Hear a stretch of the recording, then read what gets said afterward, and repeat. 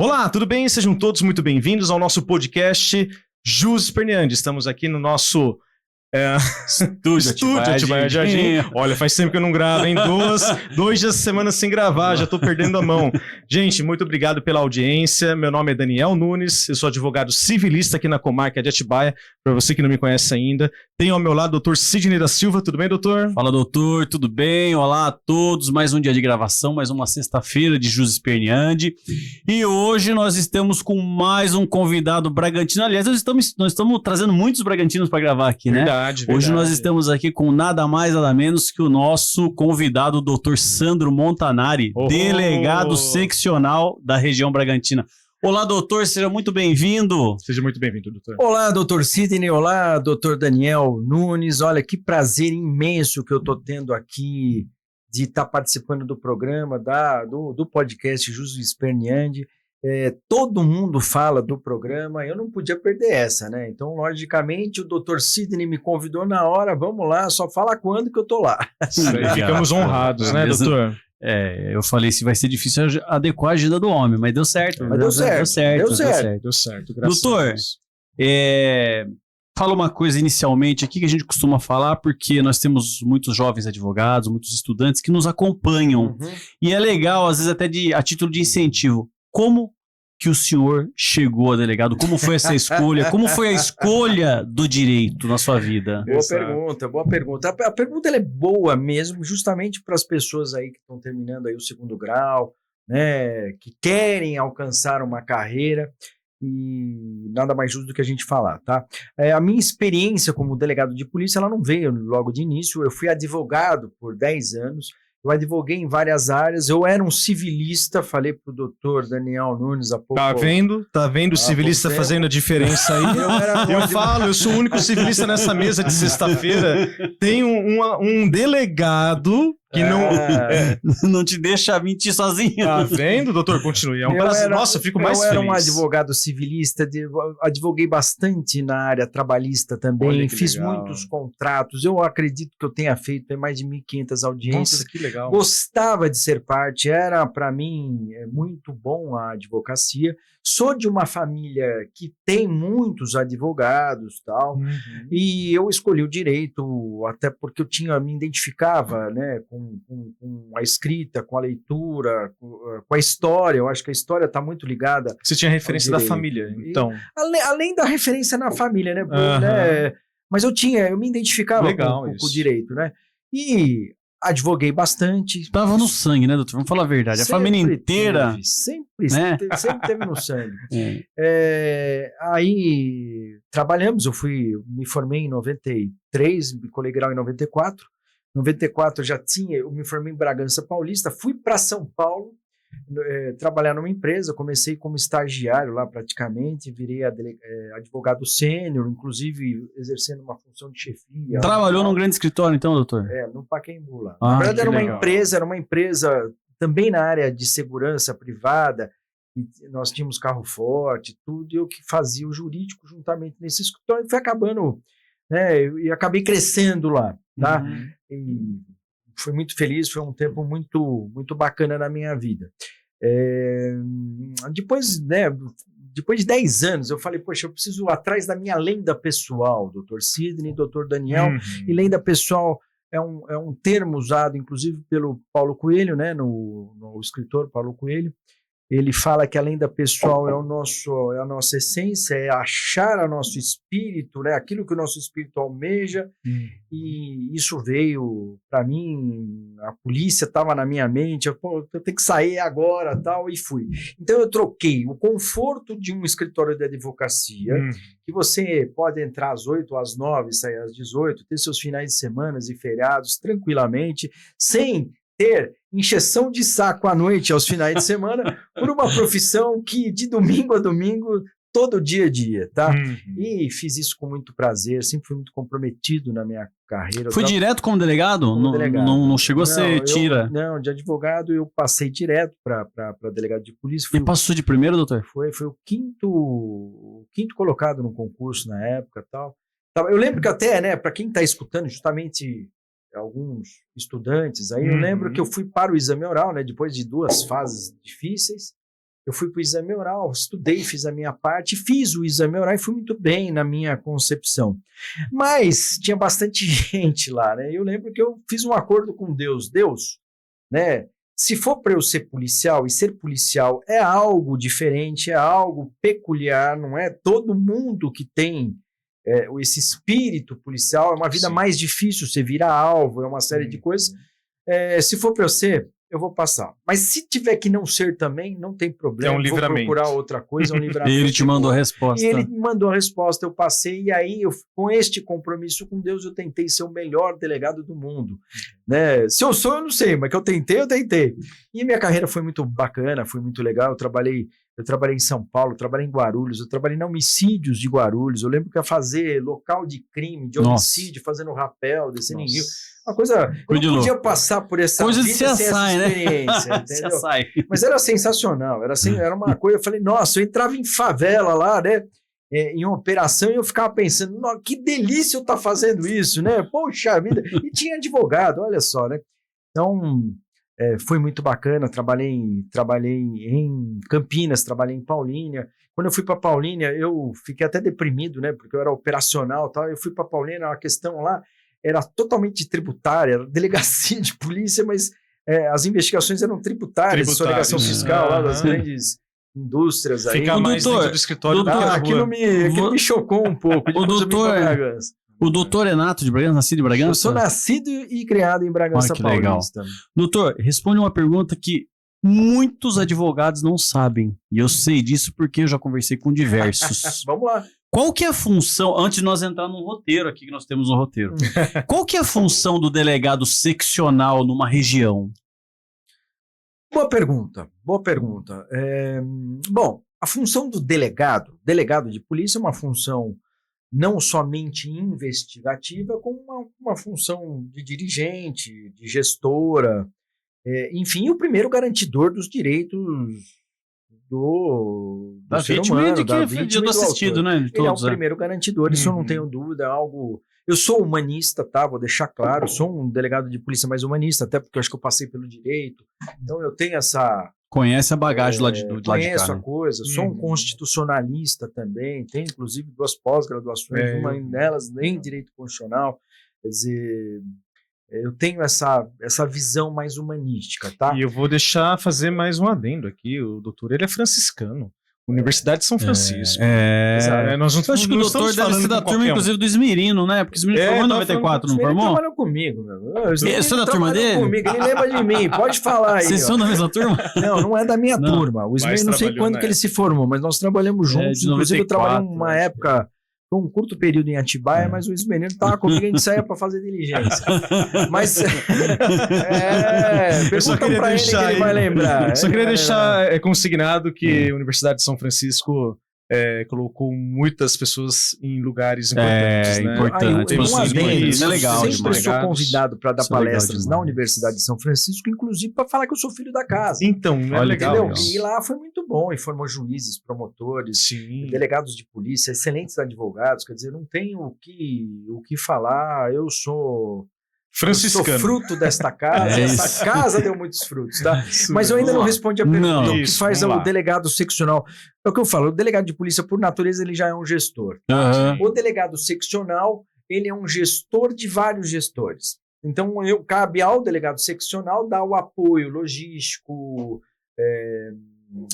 um logístico pessoal, apoio até financeiro em alguns momentos, um apoio material e faço política criminal, né? A gente tece alguns temas que a gente entende importante para uniformizar mais ou menos a seccional. Só para quem não sabe, doutores, a Delegacia Seccional de Bragança Paulista é composta por 16 municípios. É bastante. Tá? Então ela é Bragança, Atibaia, Perdões, Nazaré, Piracaia, Joanópolis, Vargem.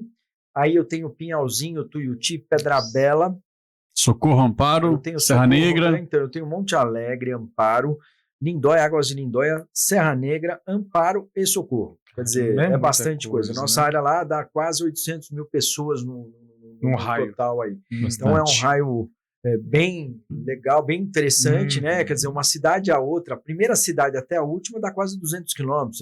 Quantos delegados estão subordinados lá? Hoje são subordinados a mim 22 delegados. 22 delegados. São 23 delegados. É pouco, tá? É isso que eu ia falar, porque tem a questão de plantão, tem o titular.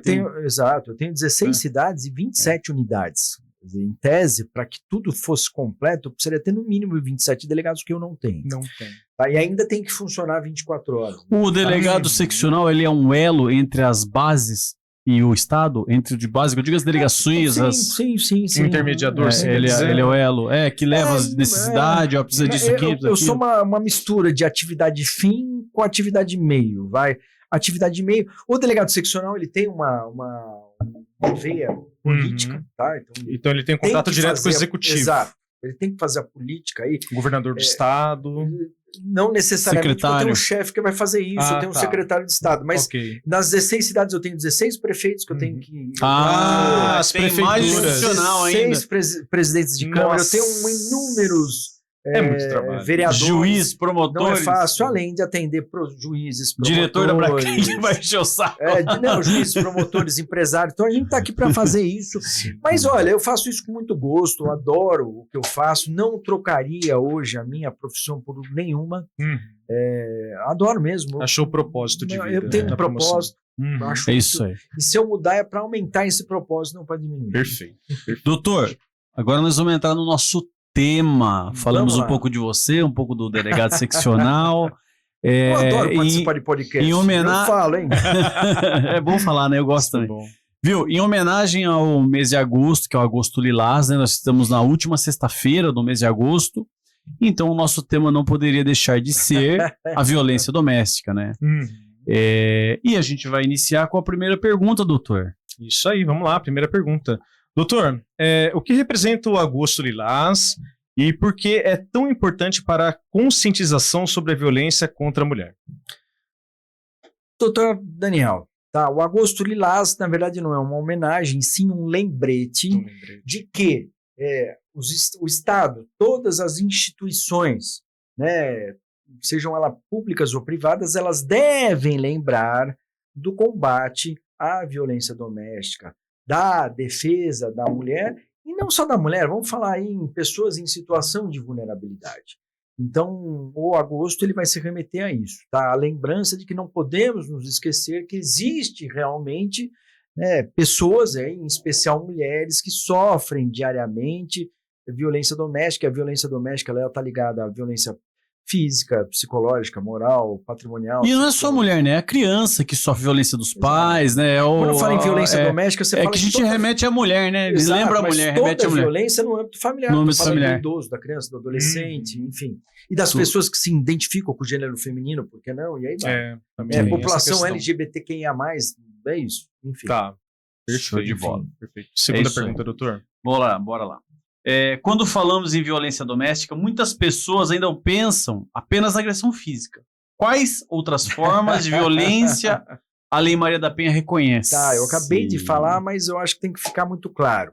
Quando se fala em violência doméstica, você vai falar em vários tipos de violência, que as pessoas às vezes não identificam, tá? Então eu tenho lá... Acho que violência é porrada só, né? Então acho que a violência física, tá? Não a física é o pior, isso, né? é a última fase, é o pior dos ciclos, que daí é a fase do estouro, da explosão. Já passou por todas as agressões que a mulher poderia passar. Mas você tem o quê? Você tem a violência psicológica.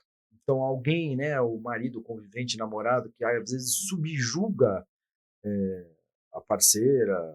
Inclusive, eu gostaria de fazer um adendo na fala do doutor. O nosso Código Penal ele tem uma previsão de violência psicológica, mas não é praticado. Ninguém pratica. Ninguém vai na delegacia e fala, estou sendo violado psicologicamente. Que você pegar o artigo 129 e fala agredir a saúde física, ou a integridade física ou moral, a saúde de outro. E a saúde entende-se pela psicológica. Perfeito. Só que eu nunca ouvi falar de nós dois somos estranhos, não temos relação doméstica. Graças chegar na delegacia e falar, o Daniel tá me ameaçando, tá isso, tá aquilo, eu quero uma lesão corporal contra ele. Graças a Deus. Mas por isso que a gente volta ao tema Agosto Lilás. O Agosto Agosto Lilás é esse lembrete. Então a gente precisa conscientizar. Startar É sempre. um momento de ênfase, né, e conscientização por parte de todas as instituições, de todo o público, seja público ou privado, tá? No tocante a essa centelha aí, E é sábio, né, a comemoração, assim, porque todo ano vai ter que relembrar, senão cai o esquecimento. Todo senão ano. é uma lei que nasce e vai cair o esquecimento, Não vai, né? então, não pode. Todo então, ano existe tá isso, startando. tá? Então, só para você ter uma ideia, né, eu falei da violência física, a violência psicológica, aquela que a pessoa está subjugada, a violência moral, onde a pessoa também subjuga, mas acaba com a moral da outra, como se a outra pessoa não tivesse moral, decoro, coisa dessa natureza. Você tem a violência sexual, tá? Que muitos maridos, namorados, conviventes acreditam que possam fazer sexo no momento que querem, não é bem assim. Quer dizer, ele pode cometer estupro? Pode. Mesmo casado. Tá? Existe, tem que haver o consentimento, né, da mulher ou da pessoa que se identifica aí com esse gênero. Então tem todo esse aspecto.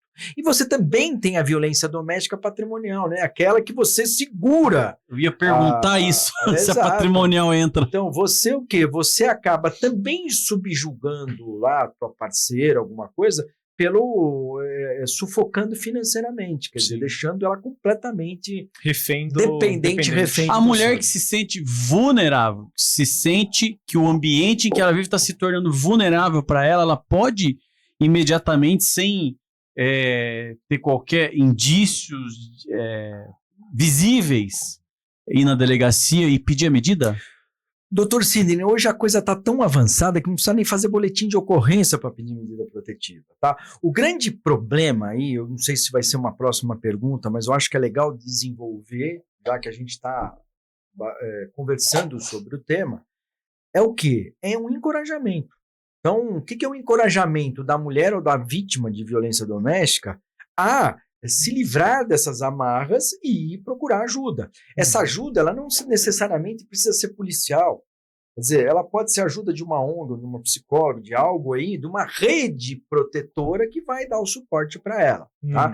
E mais, eu posso te dizer, isso aí é um estudo científico, da Fundação Getúlio Vargas, FGV, e nesse estudo, né, a conclusão desse estudo é que onde você tem delegacias especializadas no combate ou na defesa da mulher, ou salas, ou espaços especializados na defesa e no combate à violência doméstica, a tendência é que a violência doméstica ela aumente num primeiro momento. Por quê? Porque as pessoas, as mulheres ou quem se identificam vão tomar coragem, e no segundo momento ela age como um órgão inibidor, quer dizer, vai reduzir. Por quê? Porque daí a conscientização dos homens, dos maridos, Tá vendo que a mulherada tá indo lá fazer o boletim de ocorrência, tá começando a falar, calma. E que o suporte é grande, né? o suporte vai haver uma resposta imediata. Sim, as delegacias estão se estruturando, assim, é bonito de ver a preocupação do Estado, que está se estruturando, né, para atender a mulher, realmente com dignidade. Que você vai, por exemplo, aqui em Atibaia inaugurou o NAN, acho que final do ano passado, se eu não me engano. Foi, né? Inaugurou o NAN. Então você vai ali, começa que a mulher entra para um lugar diferente. Ela não precisa se expor lá onde todo mundo fica para registrar um furto, um roubo, não sei o quê. Ela entra por um corredor diferente, ela tem um atendimento sozinho. É um lugar especializado. Tem um cantinho pro filho ficar com os brinquedinhos. Algo lá que ela possa lá se entreter enquanto... É o Estado, cara, é a mudança de paradigma da sociedade. E vou te falar, esse tema é interessante, nós estamos no Agosto Lilás, eu acho que tem que falar sobre isso, tá? Embora eu seja delegado, não uma delegada, eu sempre gostei deste tema, inclusive quando eu fiz o curso superior de polícia, onde eu me tornei especialista em segurança pública, tá? Isso foi feito pela Academia de Polícia, o último curso de aperfeiçoamento da Academia de Polícia. Você é concursado para fazer esse curso, né? O número de vagas é limitado, mas o meu trabalho de conclusão de curso foi justamente o quê? Esse incremento ao atendimento às pessoas em situação de vulnerabilidade. Então nós fizemos, naquele momento, a gente fez um projeto de melhora pensando nesta situação. E sabe por quê, doutor Sidney e doutor Daniel? Eu posso te dizer com autoridade que nós estamos numa região muito segura, tá? A região Bragantina, né, nessas 16 cidades que eu coloco, inclusive Atibaia, acredite, e Atibaia é uma cidade segura, tá? nós temos um grande problema, a violência doméstica. A violência doméstica, ela comete o quê? Qualquer padrão social, qualquer padrão escolar, ou seja, ela atua em tudo. Ela não tem classe. Desde o mais humilde ao super rico. Ela vai pegar o mais humilde até o mais rico. Então ela não vai ter este coisa. E mais. Se você vai ter problema de violência doméstica em Atibaia, em Bragança, mas vai ter problema de violência doméstica em Vargem, em Tuiuti, na área urbana, na área rural. Então, o olhar do Estado... A cultura, né? O comportamento humano, né? Não tem o que fazer. Não tem o que fazer. Então, se eu pegar lá uma delegacia pequena, de uma cidade que tenha 10, 12 mil habitantes, o meu acervo cartorário, o que está sendo investigado, assim, 50% a 60% diz respeito a quê? A violência doméstica. Então, a gente tem que ter um olho mais apurado. O meu trabalho foi voltado para isso, tanto isso é verdade. Nós inauguramos aí 8 salas lilás. Na seccional de Bragança, nessas 16 cidades, nós temos 2 delegacias da mulher, 2 DDMs. Tem uma notícia boa aí, tá? Inclusive, ontem estive com o secretário de Segurança Pública, o secretário Derrit, Guilherme Derrit, né? E ele, através do deputado Cezinha de Madureira, o deputado federal Cezinha de Madureira, ele está atendendo uma demanda nossa, que é o quê? A instalação de uma delegacia da mulher na cidade de Atibaia, que merece, não tenho dúvida nenhuma, já passou. Foi aprovada uma instalação numa delegacia da mulher aqui? Já passou da hora, foi lá, o próprio secretário, ele gravou um vídeo, né, reforçando e concedendo, autorizando essa criação. Então, eu diria para você, doutor, que o dia 28 de agosto foi um dia histórico aí para a cidade de Atibaia.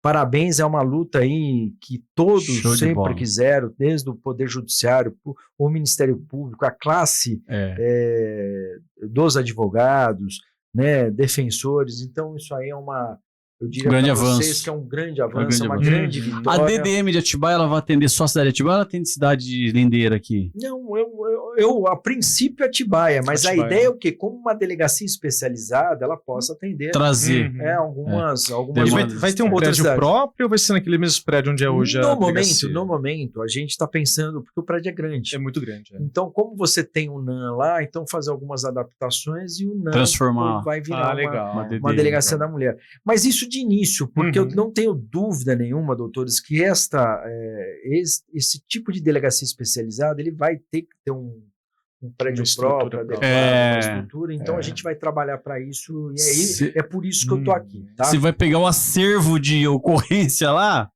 50% vai deslocar para cá. Isso aqui agora é seu. Veja. Isso aqui é seu, doutor.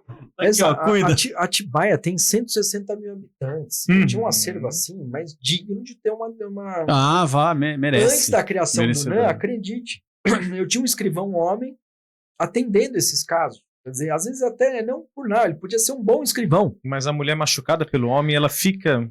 Ela vai ficar, não vai. Não tem jeito. A empatia, por mais que se queira, não existe. É outra. Então, existe uma preocupação real, é o que eu falo. Eu sou um delegado, eu diria, humanista. Sim. Eu presto atenção nisso, gosto. Inclusive, a ANAM, aqui eu já vou tecer elogios aqui. A ANAM de Atibaia, ela é presidida por uma excelente delegada, a doutora Tatiane, uma recepção sensacional. Você vai lá, é uma delegada diferenciada. Eu tenho até medo que isso se perca ao longo da carreira dela, porque o trabalho que ela faz é excepcional. E ela tem junto com ela a Marcela, que acho que é investigadora, escrivã, não sei, Marcela, e a Jéssica. Ela é escrivã. E a Jéssica é investigadora. Então, assim, o NAM de Atibaia, a delegacia que atende esses casos contra a mulher de Atibaia, é muito bem estruturada, com pessoal, com atenção e com andamento. Eu já tive casos lá com eu assistindo a vítima e assim, que teve resolução numa velocidade que eu nunca tinha visto. Então, tá de parabéns. Veja, o NAM, o Núcleo de Atendimento à Mulher, ele foi criado seria um setor lá que a gente criou, um núcleo. Qual é a diferença do núcleo para a criação de uma delegacia da mulher? É a criação da delegacia. Então, aquela delegacia, ela necessariamente vai ter uma delegada, vai ter uma assistente como delegada, vai ter duas escrivãs, vai ter equipes operacionais para isso.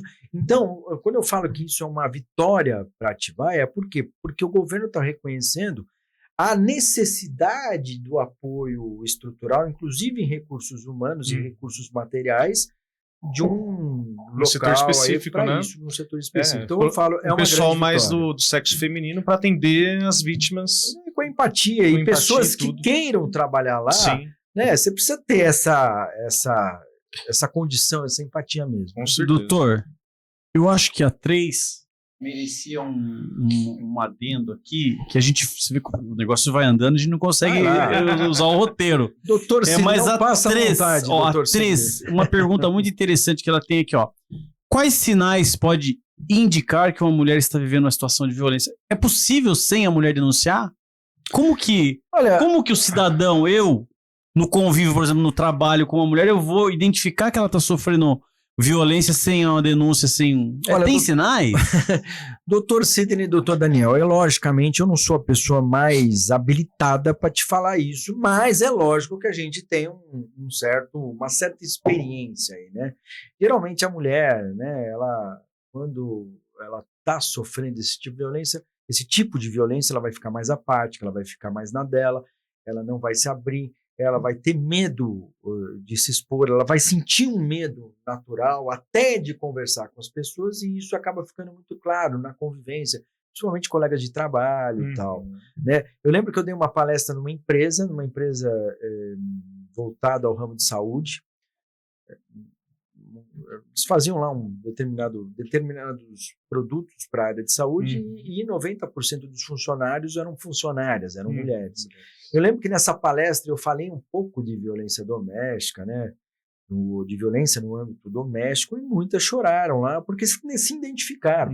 E o caso da violência doméstica, doutores, não mexe só ou necessariamente com a mulher, mexe com toda a família. Toda a estrutura. Com toda a estrutura familiar, e isso aí você vai verificar depois de um tempo. Então, se eu falar violência na frente dos filhos, quer dizer, todo um trabalho, toda uma violência que é produzida em um determinado ambiente familiar, isso aí você está produzindo pessoas que vão ser ligadas ao tráfico, pessoas aí psicopatas que queiram matar ou que não tenham uma condição de sociabilizar. Então, eu acredito que nós tenhamos que educar as nossas pessoas, as nossas crianças. Nós devemos conscientizar, e acredito que isso já esteja sendo feito, porque eu venho conversando com crianças e até adolescentes, e eles vêm, assim, colocando essas questões, né? A igualdade dos seres, do homem e da mulher, já estão olhando com outros olhos. Eu acredito que não vai demorar muito e vai haver realmente essa compensação aí. A segunda parte da 4, doutor? Eu falo muito, né? Não, tá excelente, é isso aí. Como funciona o acolhimento, né, e a proteção oferecidos à vítima que procura ajuda lá na delegacia?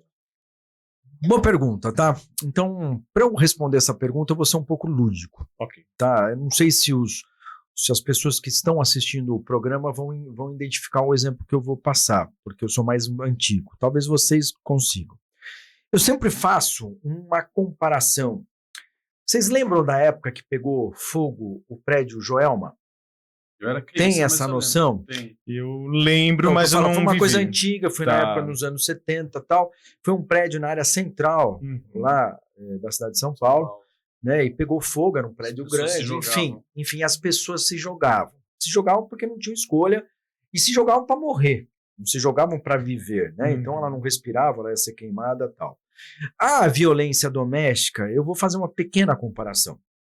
Eu imagino, eu sou um bombeiro lá. A mulher tá lá com o fogo vindo para cima dela, com a fumaça, e ela não tá aguentando mais. Aí eu, Sandro, sou o delegado, vou lá e falo, se joga, mas eu tô sozinho lá. Ela vai confiar só em mim, sozinho? Ou ela pode achar que eu não vou aguentar e vou? Então ela não confia. Não vai pular. Então ela não vai pular. Aí vem o Ministério Público e fala, peraí, eu te ajudo. Vamos lá, então são 2 segurando lá. Já melhorou um pouco. Vamos lá, melhorou um pouco. Ela fala, agora vou, ainda não vou. Aí vem as ONGs que trazem o quê? A defesa da mulher, ou protege, aí vem a questão do acolhimento, da parte psicológica, apoio, tá? E fala, não, a gente está aqui para te ajudar, somos todos juntos, unidos, para que você pule. Aí ela cria coragem. Aí ela pula. Então, quando você fala em acolhimento, eu não falo só numa delegacia, mas eu falo tudo que está por trás desse acolhimento. É uma rede. Então, por exemplo, só para você ter uma ideia, você tem aí vários setores, inclusive do poder público, seja do Estado ou seja da prefeitura. Mas eu vou dar crédito a ONGs privadas, aí eu vou fazer uma referência até à ONG Rendar, que nos ajuda muito aqui na seccional de Bragança, principalmente em especial na cidade de Bragança Paulista, onde eles oferecem todo esse trabalho psicológico, dão até um apoio financeiro, ou pelo menos colocam aquela mulher aí apta para o trabalho, para uma profissão. Então dá todo um suporte aí para essa mulher que é vítima, que às vezes não sabe para onde correr, ela é dependente do marido completamente. 100% dependente, né? Ela não sabia fazer compra, comprar um pão, então não é complicado. Então, para responder essa pergunta, tem que colocar tudo isso é muito louco na panela. O doutor falar assim, porque... Ficou claro. Olha só que interessante, né? O doutor falando de uma mulher que tem esse problema de ter sido violentada dentro de casa, ter sido tirada da sociedade, e como se fosse um preso mesmo. Ela é ressocializada para ela aprender uma nova profissão, para ela ter independência e ser aceita. No caso do preso, a sociedade tem que aceitar ele. No caso da mulher violentada, ela tem que se aceitar e entender que ela é capaz de ela se reintroduzir na sociedade. Olha que e você negócio, mais né? além. Louco. E você mais além. Além disso, veja, essa ressocialização, essa reintegração dessa mulher fragilizada, ela tem que ser colocada, inclusive, até para retornar para o lar dela, se for o caso. E enfrentar o marido, o companheiro, de igual para igual. Sim. Veja, não com a submissão que era. Não com a antes. submissão, acreditando nela. Com um exército atrás dela, né? Exato, acreditando nela, no poder dela, acreditando piamente. E o que o certo seria vamos falar assim, um equilíbrio, um respeito. O homem respeitar a mulher respeitar o homem. Mas quando o homem falta com respeito com a mulher, aí... Eu não falo em briga, eu falo assim, voltar, mas voltar com personalidade. Até para falar, não quero mais. Exato. Então vamos nos separar, vai ser dessa forma. Então, essa rede de proteção ela é importantíssima. Com As certeza. pessoas pouco falam, mas ela tem uma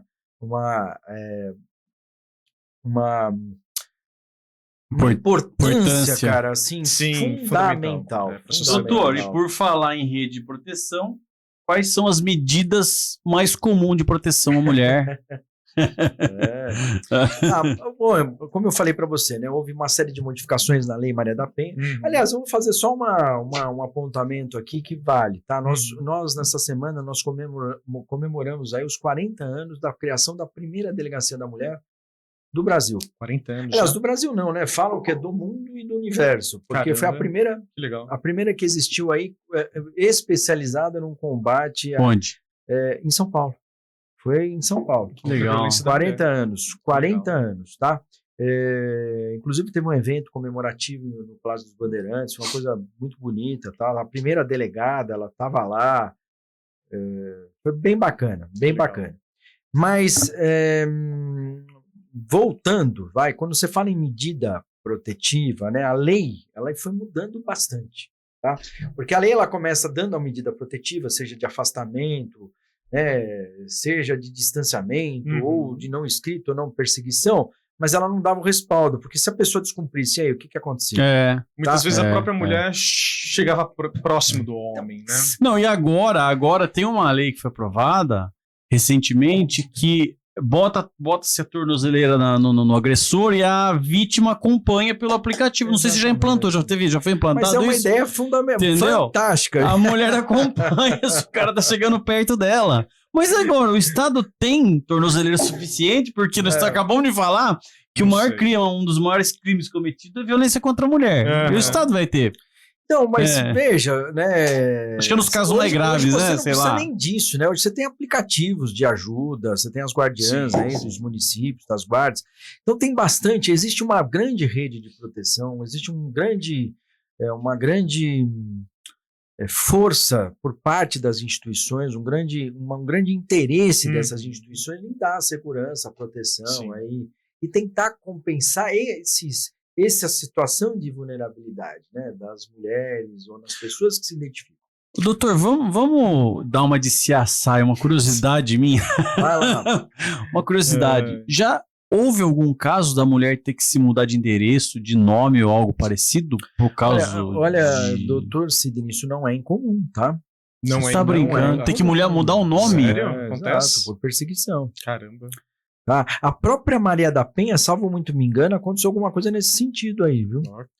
Nesse sentido. Então, por quê? Porque a perseguição era grande. Tá? Então, por isso que eu falo, houve uma evolução da legislação, da Lei Maria da Penha, inclusive fez agora 19 anos da lei, tá? É a 11.340 de 2006, onde é previsto medidas e, em contrapartida, prevendo o descumprimento dessas medidas como um crime. Tá? Passivo, inclusive, da prisão em flagrante do agressor ou do suposto agressor. Então, houve realmente um avanço aí nas medidas, na legislação, e eu creio, sinceramente, agora eu vou dar um outro lado, o lado mais humanista. Eu acho que mais importante do que as medidas é a conscientização dos maridos, dos companheiros, dos homens em geral, de que hoje a mulher ela tem realmente, ela é a parte mais fraca, e por ser a parte mais fraca, ou pelo menos subentendida como a mais fraca, ela tem um poderio de fogo maior que o do homem. Então, tem que haver essa consciência. Aqui eu faço a minha colaboração como advogado criminalista. Eu atuo muito, Maria da Penha, mas muito. Atuo em defesa do agressor, mas eu atuo também em prol da vítima. Tem casos em andamento em prol da vítima. E tem bastante caso em Bragança, inclusive, doutor. O descumprimento, como é que tem sido, eu tenho observado. O descumprimento que não é flagrado, aquele que a pessoa liga pra polícia, a polícia pega o cara na porta da casa da mulher, o cara que tem uma medida protetiva. Esse cara, ele vai preso. Sim. Ele vai preso e fica preso até a data de audiência dele, desse descumprimento. Aqueles casos no qual que é informado às autoridades que é descumprido, o promotor pede para ele justificar, não decreta prisão de imediato. A promotoria tem uma certa cautela. Então, assim, ele vai na delegacia e informa, descumpriu, aconteceu isso e aquilo. O que a promotoria faz? Intima o cara para que o cara esclareça sobre Veja, a denúncia. Muitas vezes aconteceu, né? Tipo, você tem uma festinha na escola dos filhos, e o pai, mesmo com uma medida, também tem direito. Então, acho que tudo tem que haver uma flexibilidade. Assim, não sou a favor de extremos. Sim, tem que ter, desde que seja justificado, acho que não tem problema nenhum. Agora, e aí que entra essa questão um caso desse de deixa eu falar uma coisa para vocês. Eu faço a gestão do podcast, né, assim no Instagram quanto no YouTube, e o nosso podcast ele tem muitas visualizações e muitos comentários. Então, assim, eu tenho esse contato com essa parte da internet, né? E eu vejo que muitas pessoas, em alguns cortes do nossos podcasts que a gente fala, às vezes, tem muita gente que é contra a mulher. Eu vejo muitos internautas que você vai lá entrar para ver o perfil, cara, parece um perfil fake, fechado, sabe? Um negócio estranho, esquisito. E sempre tenta culpar a mulher que aproveita da lei, a mulher que é aproveitadora, e os homens não sei o que lá, sabe? Eu vejo esse movimento na internet. Eu acho triste esse tipo de movimento, mas eu tenho certeza que alguns cortes desse podcast vai ter uns haters que vão acabar falando que nós estamos aqui falando somente a favor da mulher. Ele que sabe, nós estamos com o delegado seccional aqui, tem toda a polícia pra mandar investigar. Mas entendo, vão ter haters. Todo lugar tem hater, doutor. Porque é bom a gente falar, por quê? Porque como o doutor mesmo falou, a lei ela vem para trazer um equilíbrio. Né? O homem, ele é mais forte fisicamente. Normalmente ele é o provedor da casa, ele é o cara que está com dinheiro, então ele aproveita do poder que ele tem para colocar a mulher mais para baixo na relação. A Constituição ela tem para equilibrar as relações, Exato. É consumidora, é trabalhista, é a relação da mulher, entendeu? Em virtude desta, veja, isso foi muito maior, quer dizer, hoje evoluiu muito, quer dizer, as mulheres elas alcançaram aí lugares que eram inimagináveis há tempo atrás. Inclusive eu estava assistindo uma série, acho que da Globoplay, era Guerreiros do Sol, que é a época do cangaço, tá? E a luta das mulheres era para votar. Só para você ter uma ideia. Isso aí era Imagina. amplamente combatido por uma sociedade que era Machista. comumente machista. Sim, Totalmente Naturalmente machista. Aham. Hoje as coisas mudaram? Mudou bastante coisa. Hoje você não dá nem para falar, né? O homem é o provedor. Hoje mudou muito. As coisas se abriram. Mas mesmo assim, é necessário ou são necessárias essas medidas afirmativas justamente para tentar equilibrar essa balança. Uhum. Entendeu?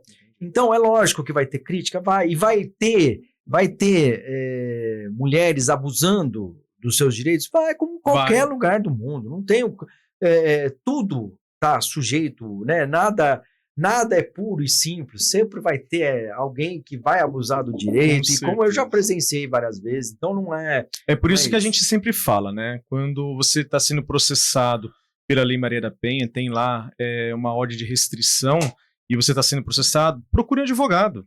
É isso. Da mesma forma que a mulher tem o direito de procurar para buscar ser acolhida, o homem também tem direito a se defender. De repente, o excesso ali te mostra para o juiz. Doutor, eu falei em colaboração, com experiência, assim, é algo até chato de falar, né? Mas existe abuso. Doutor, existe abuso, a gente prova o doutor acabou de falar, eu sou delegado de polícia, sim, eu já então, vi, existe já abuso, você entendeu? Isso, mas também falo o seguinte, quer dizer, nós estamos falando em medida extrema, em prisão, em medida cautelar, protetiva, enfim, mas mais importante do que isso é a conscientização, é a mudança de cultura, tá? Ah, mas o homem é mais forte, por que a gente acredita nisso? Será que isso é verdade mesmo? Mas a gente não tá parindo ninguém, a gente não tem filho. E aí, como é que faz? Será que é verdade? Olha, doutor, não dá. Olha que inteligência da Lei Maria da Penha. Olha que inteligência. A lei é tão inteligente que não precisa haver o crime. Não precisa, ela tá abusando do direito dela. Tudo bem, ela quer se afastar de você, mas não tá te acusando de crime. Ele só não se sente confortável. Tem muitos casos que é arquivado, mas a medida prevalece. Muitos casos. Entendeu? Então, assim... Porque é o suficiente para resolver o problema. É isso aí. Mas eu ia mais além ainda, que eu falei, é mudança de cultura. E o que é a cultura? Nós temos uma cultura machista de que nós acreditamos que, né, a mulher é nossa propriedade. Então, eu sou apaixonado pela minha mulher, ela é minha e não é de mais ninguém. Acabou e ponto. Entendeu? Assim como tem mulher também que acredita que o homem é dela. E tudo. Então, igual aquela novela, né? A mulher vai se arrumar, vou lhe usar. Exatamente. Mas isso demonstra essa cultura. Novela, José né, cara? Olha isso. E é a cultura da época que mudou. Mas ele representa... Aquela novela representa o passado. E que era daquele jeito passado. Daquela época. Então, hoje você tem aí uma mudança meio que bem forte aí nesses temas. E acredito que eu falei, isso está começando desde a infância. Quer dizer, a pessoa está aprendendo. Questão de mudança cultural. E vou te falar, olha que coisa impressionante. Naqueles casos lá dos adolescentes que entraram armados naquela escola em Suzano, não sei se você que acabaram matando uma série de pessoas, de adolescentes lá, tal, né? A partir daquele fato, né, o governo do estado de São Paulo acabou adotando medidas aí para tentar entender ou para coibir esses jovens aí, né, de matar ou produzir esses atos terroristas. Aí eu era encarregado na época, não era seccional, eu era do Central de Polícia Judiciária, e eu estava fazendo esse tipo de trabalho. Legal. E o que eu fui descobrir? Por isso que eu falo, a gente tem que ser humanista e ver os dois lados. Tá? Quer dizer, às vezes você tem que tratar, eu não poderia tratar nunca o adolescente como já um terrorista ou coisa dessa natureza. Eu tenho que tentar entender o que está acontecendo. E alguns jovens que aparentemente, ou pelas escritas, pelo WhatsApp, estavam assim, se movimentando... Tipo um grupo, né? Mas de uma forma assim, irregular, até colocando aí possíveis ataques. Não, fomos atrás dessas pessoas e a gente ia usar. Na primeira vez que eu fui atrás de um adolescente desse, eu cheguei com 2 viaturas, todo mundo armado, e eu falei, puta, é uma criança. Desnecessário. Uma criança, como é que eu... o filme Adolescente. Netflix lançou um filme agora chamado, acho que Adolescente, né? Adolescência. É interessantíssimo. Você falou que você narrou agora é o começo do filme. Nossa, mas será que era necessário tudo isso? Não é. Aí eu fui evoluindo, olha, então vamos lá, vai lá com uma viatura descaracterizada, chama o cara para conversar, vamos ver, chama a menina para conversar. E aí eu fui entrevistando uma série de adolescentes e fui vendo que existe realmente uma mudança de paradigma. Um deles me chamou a atenção, ele falou, olha, eu sofro bullying na escola, mas que tipo de bullying você sofre? Ah, porque eu acredito que o homem é mais forte que a mulher. E é isso que eu queria chegar. E a classe inteira se voltou contra ele porque ele tinha essa visão que é entendido coletivamente como uma visão machista e totalmente excepcional, que era do pai dele. Então aí que você enxerga que a coisa tá mudando. Porque o pai dele é o herói dele, aí ele pensa igual o pai. E ele achava que isso, e ele acabou sendo até isolado do grupo por causa desse pensamento. Então, não vejo dúvidas. Está mudando os paradigmas, está mudando tudo isso. Não sei se eu estou sendo claro, não, mas tá perfeito, sensacional. Sensacional nossa conversa, sensacional. Doutor, olha, nós estamos com 45 minutos de gravação. Não, mas o horário tá bom, dá para nós dar uma esticada. Vamos lá. Vai lá. Doutor, na sua visão, como a sociedade, familiares, amigos e comunidade em geral pode se tornar uma rede de apoio efetiva para as mulheres em situação de violência? Olha, além dessa rede total aí de proteção que eu falei para vocês, é lógico, é educação, né? Educação. Vem da escola, vem do... Algum projeto escolar para levar conscientização para a molecada? Tá acontecendo, isso já está acontecendo. Isso é uma coisa que... E esses negócios de jogo? Porque eu vejo muito adolescente, né? O pessoal fala de adolescente... jogo é muita violência, GTA, isso e aquilo. O que você acha sobre essa questão? Isso é um tema que sai aí da questão da violência doméstica. Mas leva a criança a ser violenta para virar um agressor ou acha que não chega a esse nível? Veja. Olha, a tua opinião, porque é uma opinião pessoal, é complicado, né? Porque eu, quando era criança, pra você ter uma ideia, eu sempre falo essa história aí e as pessoas não jogava acreditam. Atari na minha época. Eu tinha 3 anos de idade. Eu tinha 3 anos de idade e chupava chupeta, né?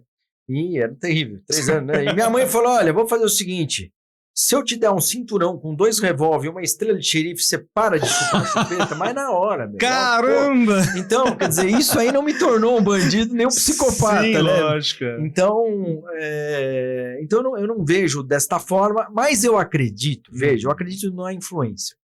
Existem influenciadores. E isso pode estar nos jogos. Tá. Então, pessoas influenciando ou colocando ou doutrinando ideias crianças e adolescentes, né, que estão em fase de formação, isso é claro, é evidente. Sim.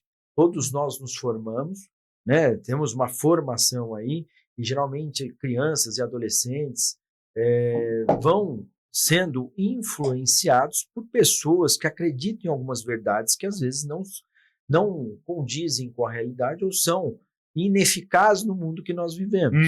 Tá? Sim. E aí isso pode gerar realmente uma violência maior, a criação aí de temas. E é um tema bacana que você falou aí, né? Eu acho que tem que ser falado, que é da adultização. Isso, né? Igual o Felca falou esse tempo atrás aí.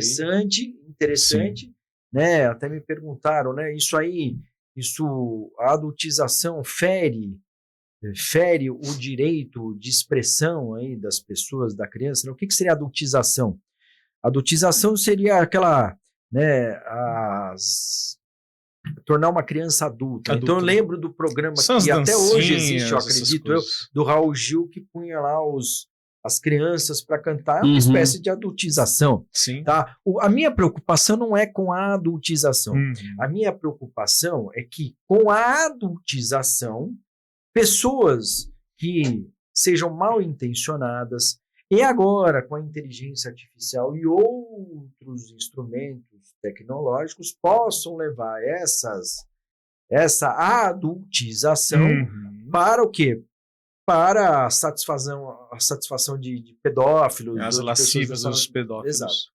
Entendeu? Então eu vejo mais o problema. Então já me perguntaram, mas isso aí fere a adultização, né, o combate ou a lei contra a adultização fere? Eu acredito que parte sim, em parte fere o direito de expressão. Por quê? Porque nós tivemos exemplos, pessoas... É lógico que a criança que é adulta, ela tem sonho disso. Então, aquela menina lá que põe o salto da mãe, é normal, faz parte. A criança passa o batom para ficar parecendo vê a mãe fazendo, né? Vê a mãe fazendo. Como uma coisa errada. Você tem que se espelhar em alguém, né? Então... A mãe dá uma boneca para uma criança, né? A criança, ela aprende, né? aprende a ser mãe quando desde pequenininha. Então, eu acho... cuidar, então, tal. eu acho que isso tem que ser melhor definido. Então, quando você fala em adultização, seria o quê? Uma dança insinuante que pode ser convertida em algo que seja totalmente... É que, na verdade, a palavra seria sexualização da criança. Isso. Viu? A sexualização aí da eu criança. concordo. Aí eu concordo. Então, eu não concordo muito com o tema. Exato. Tem que mudar. Perfeito. O nome, a nomenclatura não tá adequada. Né? Ela não tá Mas adequada. esse nome saiu aí com o vídeo do Felca, né? Sim, Foi sim, que sim. ele falou que o Ítalo lá, aquela pessoa que tá presa lá, queria transformar os adolescentes em adulto através da dança, daqueles eventos que eles faziam online, né? Sim, exato. Bora lá. Bora lá. Número 8. Number 8. Até que a coisa tá fluindo, vai. Não, mas é que se deixar, que não vai até 10 da noite, viu? Vamos lá, número 8. Doutor, quais avanços que o senhor destaca no enfrentamento à violência doméstica nos últimos anos? Eu acho que a gente falou bastante sobre isso. Ainda há políticas públicas urgentes que precisam ser implementadas? Acho que sempre há, né? O que eu falei, mais Sempre voltado dá para melhorar alguma coisa, né? Lógico, isso aí sem dúvida nenhuma. O que eu falei, só de você ter espaços especializados para a defesa da mulher, isso já é um grande avanço. Já é um grande avanço. O crescimento aí das E redes, sempre pode melhorar um pouco mais, com certeza. Doutor, campanhas como o Agosto Lilás têm ajudado a quebrar o silêncio. O senhor percebe que esse impacto no aumento das denúncias ou no fortalecimento da confiança da vítima em buscar a polícia? Eu não tenho dúvida nenhuma. É o que eu acabei de falar. Eu falei para vocês há pouco. Sim. Em municípios. Veja, parece uma coisa aumenta, mas depois baixa, né? Mas parece normal isso. Nós estamos no estado de São Paulo. O estado de São Paulo é a locomotiva do país. Sim. Agora vai lá para o estado do Norte ou Nordeste, numa cidadezinha de nada, que tem um sargento para atender todo mundo. Como é que ele vai atender isso? E você acha que ele vai atender? Ele vai entender que a mulher está sofrendo. É chega uma mulher para fazer um... E ela vai ficar ele fala, o que foi? Vai embora, mulher. E ela não vai se encorajar. igual aquele filme do cangaço. Vai-te embora. E briga de marido e mulher, ninguém bate a colher. E verdade. Ponto. Entendeu? Parece simples, mas não é. Pausa? Deu uma pausa na gravação. Deixa eu falar rapidinho. Doutor, último ponto aqui para a gente finalizar. Tá muito legal a nossa conversa. Mas eu queria que o senhor deixasse uma mensagem, né, para as mulheres que ainda sofrem em silêncio, ou as pessoas que podem ser parte de transformação dessa realidade. Deixa uma mensagem para a sociedade, porque, doutor, tem conhecimento de causa, finalizar o roteiro, né? Porque as dúvidas não acabam nunca. Não, esse bate-papo, se deixar, dura um tempão. Veja, olha, a mensagem que eu vou passar não é uma mensagem policial, mas é uma mensagem de conscientização mesmo, tanto para as mulheres como para os homens. Né? A gente quer que o mundo seja melhor, nós desejamos estar em paz, em que as pessoas sejam mais resolvidas e que não vejam o outro parceiro, a companheira, o marido, como algo a ser, né, como propriedade. Um prêmio, exato. Não projetar a sua felicidade no outro. Para que você tenha a sua personalidade, ela tenha a dela, e juntos nós vamos fazer alguma coisa. Então, eu penso assim, e quando isso tiver equilibrado, eu tenho certeza que a violência, ela acaba. Ótimo. Boa colocação. Muito legal. Doutor, tem algum... Não, eu tenho um monte de dúvida. Eu tenho um monte de dúvida aqui, mas eu vou deixar... Vou deixar. Não, eu tenho um monte de dúvida. Eu acho que eu vou perguntar uma. Vai lá. Vou perguntar uma Vai. aqui. A gente, como instituição, e quando eu falo como instituição, a instituição que eu represento, a gente acompanha alguns números, né? Fala qual instituição que o senhor representa. Eu sou diretor regional da Abracrim, obviamente, regional Abracrim. Bragança Paulista. Então a gente acompanha alguns números. E aí a pergunta surge uma dúvida. A gente nota que os números contra a violência só aumentam. Aí... Contra a violência como? Os números de violência doméstica aumentam. Você acha que isso é o encorajamento que as mulheres estão tendo com as campanhas patrocinadas durante todo o tempo? Sem dúvida alguma. Esse é um aumento positivo. Um aumento positivo. Aí eu vou te dar dados maiores, tá? Quer dizer, o ano passado, de pós-pandemia, nós tivemos um aumento da violência doméstica, por exemplo, em Atibaia, de 40%, 50%. Tá? Bragança no mesmo número, tá? Mas o lado bom, Ele continua aumentando. Só que hoje nós estamos numa faixa de 7%, 6%. Está aumentando pouco.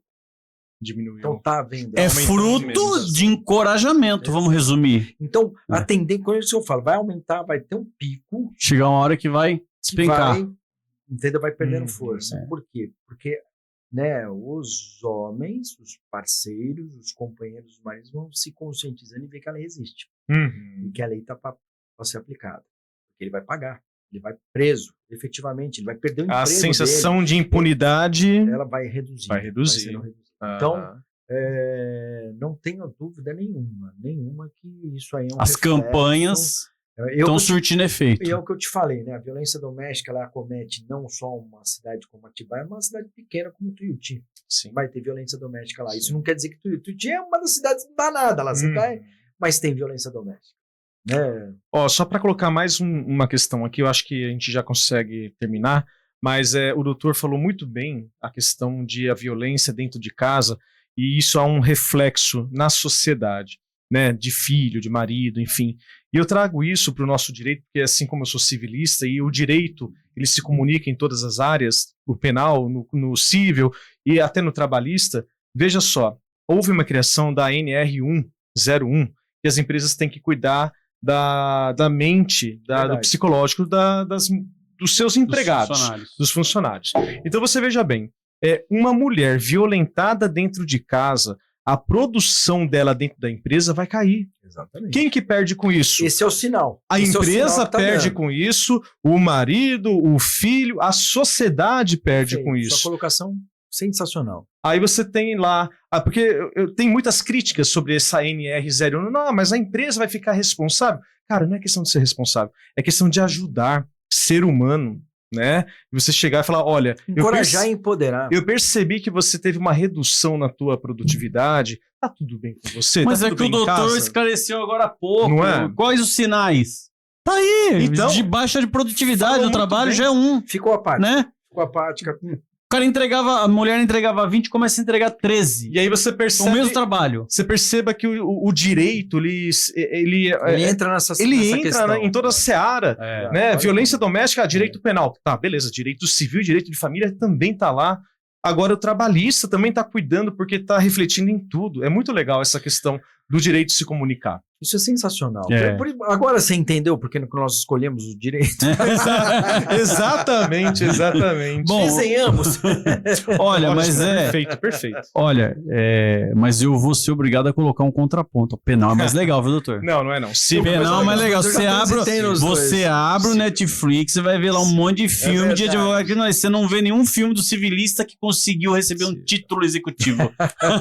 E teve sucesso. Civil é mais legal, mas você sabe com a tua propriedade. Mas você sabe que tem um filme que tratava, sim, da parte civil, que era até a Julia Roberts, que era uma questão de indenização de pessoas que fabricavam cigarro, alguma coisa assim. Eu nunca vi esse filme, mas o doutor sabe. Então, eu lembrei, eu não lembro agora. Salvando civilistas. Eu não lembro agora o nome, mas teve isso, viu? Não sou um defensor, mas teve esse filme sim, era com a Julia Roberts, se não me engano, que ela era advogada e ela estava atrás de uma indenização e tal. Isso! Foi até um caso verdadeiro, até. A Julia Roberts, ela tá tentando citar o ex-marido, não é? Como intimação? Que ela corre atrás do cara por intimação. Eu não lembro. É de um divórcio, eu acho. Nossa, salvou um, acho Se eu abrir o Netflix, eu vou achar 300 aqui.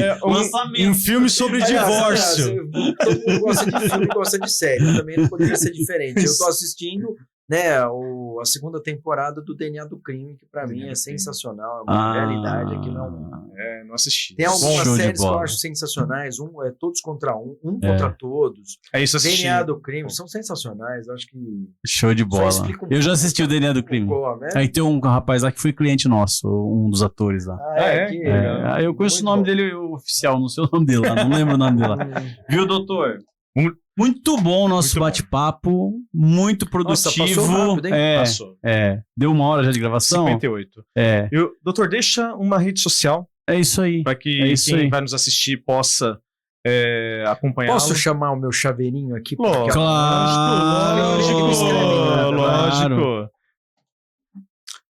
Bem, para você que está nos acompanhando até agora, não deixem de seguir o nosso querido Dr. Sandro Montanari. O arroba dele lá no Instagram é delegado Sandro Montanari. E também siga o arroba sec, underline, que é seccional, né? Sec, underline, Bragança PTA. Só que o Bragança é sem ser cedilha. Eu vou deixar aí na escrita do nosso podcast os 2 endereços para vocês seguirem os perfis das redes sociais do doutor. Isso doutor, aí.